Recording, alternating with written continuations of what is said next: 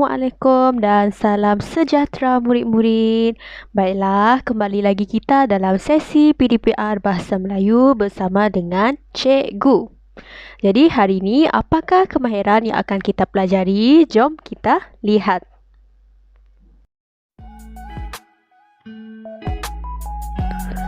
Kemahiran yang akan kita pelajari ialah kemahiran membaca. Standard pembelajaran 2.1.1 membaca dan memahami maklumat tersurat dan tersirat untuk memberikan respon. Sebelum kita mula, jom kita tonton video ini terlebih dahulu.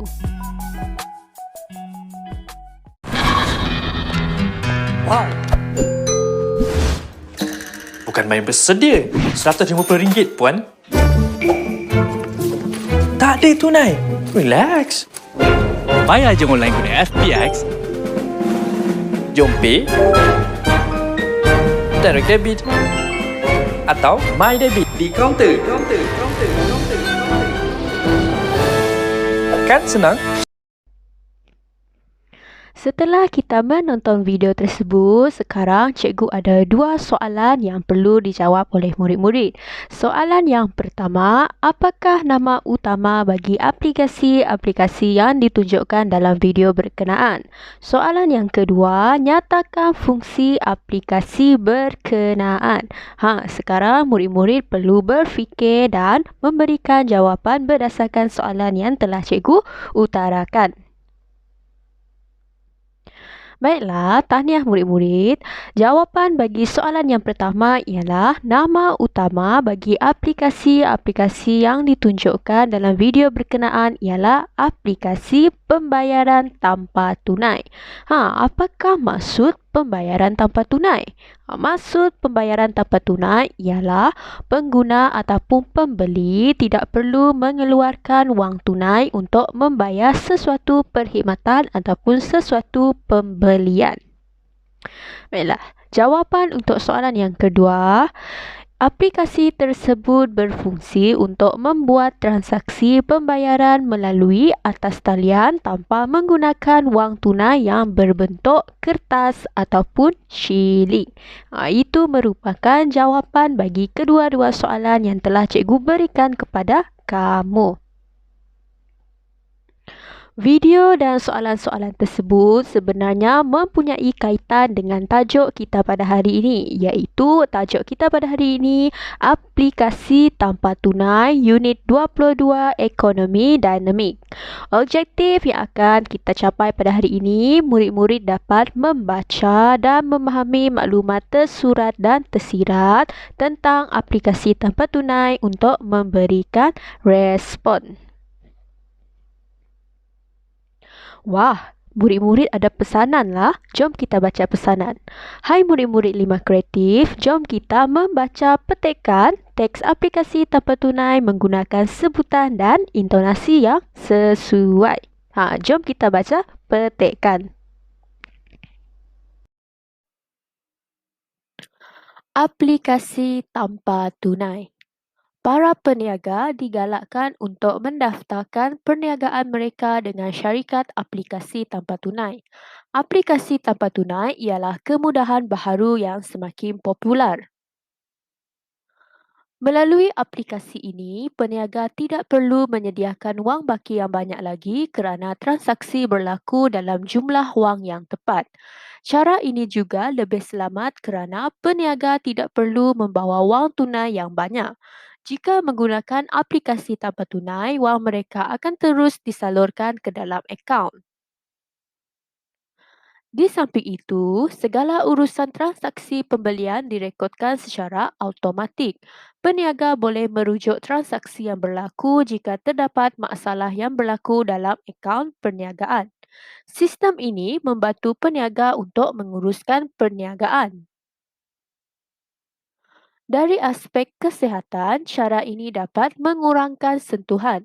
Apabila kita menggunakan wang, pelbagai virus dan bakteria akan berpindah tangan melalui wang itu. Cara ini boleh menjadi punca penularan penyakit. Pada masa ini, terdapat banyak pembekal perkhidmatan ini. Selain syarikat swasta, pihak bank juga menyediakan perkhidmatan ini. Aplikasi tanpa tunai ini akan merancangkan perkembangan ekonomi negara. Baiklah murid-murid, sekarang giliran kamu pula untuk membaca petikan menggunakan sebutan dan intonasi yang betul.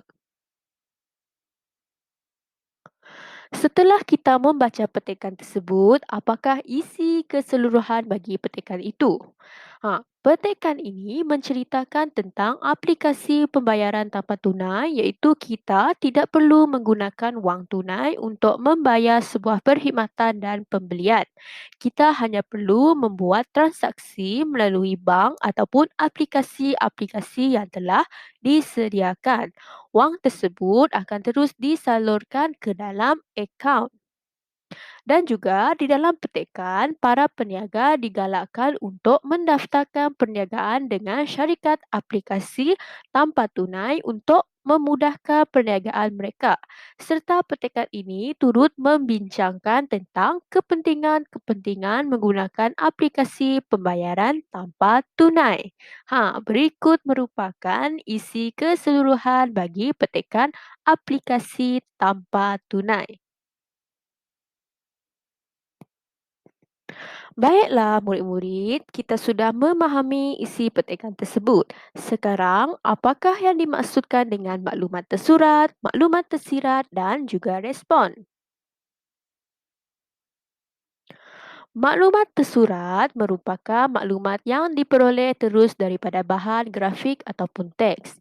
Maklumat tersirat, maklumat di sebalik isi tersurat iaitu kesan atau huraian kepada maklumat tersurat.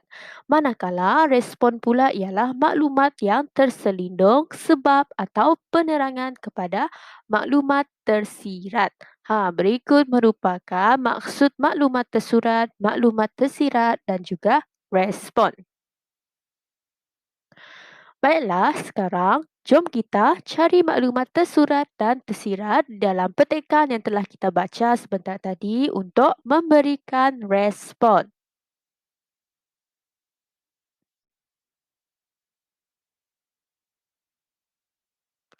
Maklumat tersurat yang pertama ialah para peniaga digalakkan untuk mendaftarkan perniagaan mereka dengan syarikat aplikasi tanpa tunai. Jadi, apakah maklumat di sebalik isi tersurat tersebut?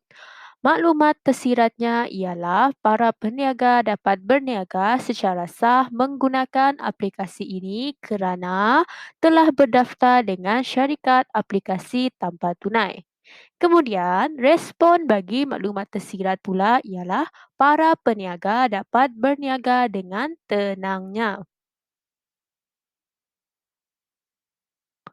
Maklumat tersurat kedua ialah melalui aplikasi ini, peniaga tidak perlu menyediakan wang baki yang banyak lagi. Maklumat tersiratnya pula ialah tidak memerlukan pengguna membawa wang tunai kertas atau shilling. Respon daripada maklumat tersirat tersebut ialah para pembeli tidak perlu menunggu lama untuk membuat pembayaran. Ini merupakan maklumat tersurat, maklumat tersirat dan juga respon yang kedua. Kemudian, maklumat tersurat seterusnya ialah cara ini juga lebih selamat. Cara ini juga lebih selamat kerana apa? Kita lihat maklumat tersirat iaitu dapat mengelakkan berlakunya perombakan serta respon bagi isi tersirat tersebut ialah pengguna tidak menanggung resiko yang tinggi. Sekarang murid-murid boleh lihat maklumat tersurat, maklumat tersirat dan juga respon merupakan maklumat-maklumat yang berkait antara satu sama lain.